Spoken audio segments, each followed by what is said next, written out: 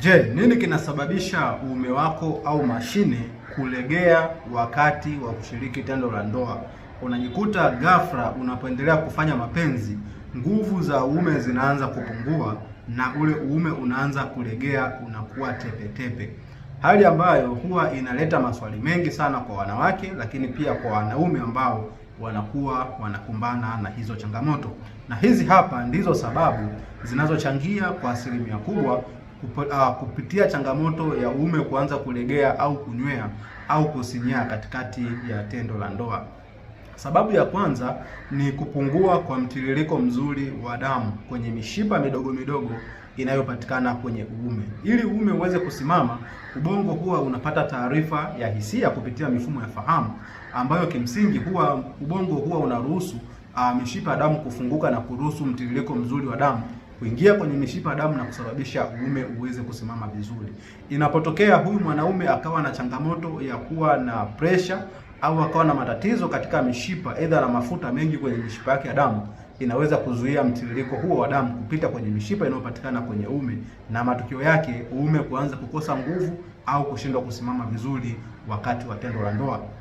Lakini sababu ya pili ni lishe duni. Inapotokea mwanaume ukawa na changamoto ya kutumia vyakula ambavyo tunasema havina virutubisho, havina madini ya calcium, madini ya zinki, vinaweza kusababisha kwa asilimia kubwa misuli yako ya uume kutokuwa na nguvu na kutokuwa na stamina wakati wa kushiriki tendo la ndoa.